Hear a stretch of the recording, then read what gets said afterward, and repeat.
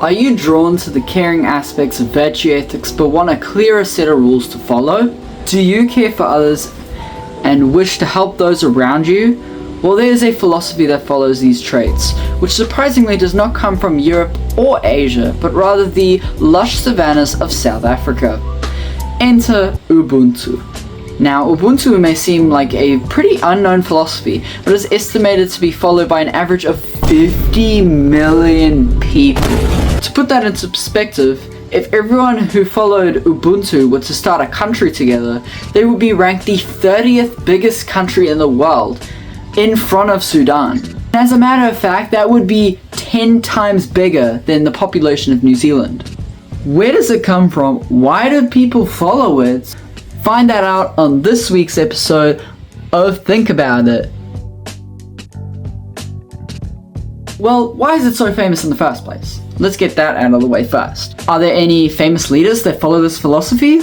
Well, there actually are 3 specific leaders which you might have heard of. Starting off with our number 1 spot, and definitely the most recognizable, the 17th President of South Africa, Nelson Mandela. Now, you might know a little bit about Nelson Mandela, and a fun fact for you is that his name is Rolihlahla Mandela by birth.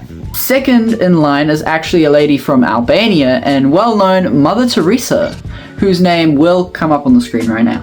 And lastly, less known around the world and more South African known is Desmond Tutu, who is a South African bishop. Now, if you were to take into account and call basically anything similar to Ubuntu, then a whole lot of famous leaders would be following this philosophy. One example would be former President Jacinda Ardern, also known as the youngest president of all time to rule New Zealand. Hey guys, this is Luke here from the editing, and I just checked that fact about Jacinda Ardern being the youngest president, and it turns out that I'm wrong, and it was Edward Stafford, and in fact, Jacinda Ardern is the youngest currently alive president. So, I guess I was wrong on that. So, now that we know how it was spread and how large the reach of Ubuntu is, where did it come from in the first place? Well, there is a specific South African legend which tells the story of Ubuntu and the basket of fruit. And the story goes as follows. A researcher or anthropologist, depending on the version of the story you hear, visited an African village and was looking to conduct a simple social experiment with a group of the village children. He placed a basket full of fruit under a tree and told the children the first one to reach the basket gets to keep all the fruit. As you could imagine, due to their pure excitement, the children lined up ready to race, but when the researcher gave the signal to start, something unexpected happened. Instead of running as individuals, the children joined hands and ran together towards the basket. When they reached it, they sat down and shared the fruit equally among themselves. The researcher, surprised, asked them why they didn't compete against each other. The children replied, "Ubuntu. How can one of us be happy if all others are sad?" Now, obviously, this is a story about sharing and caring and keeping happiness among the many, which basically leads us into what it's about.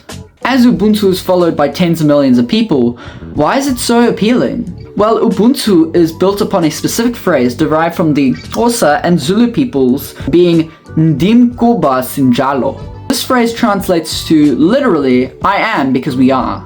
This phrase relates to the story we just discussed, in which it seems to be a better alternative to utilitarianism, which you guys obviously already know about as we've been covering it in class. Instead of maximizing happiness and possibly neglecting minorities, it aims to spread happiness among everybody and not neglect anybody whatsoever, through being compassionate, caring, and sharing. Now, what is an Ubuntist like? Well, Ubuntists tend to be very caring and compassionate people because of the philosophy tending to find ways to make everybody happy and satisfied than just selecting one group to maximize happiness towards to the bigger group.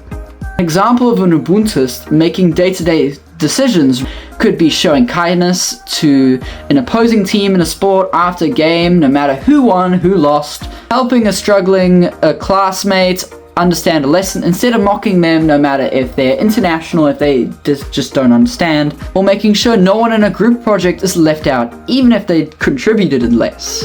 And while there may seem to be only ups, no downs to Ubuntu, well, there can be ups and downs equally weighed, depending on the way you look at it.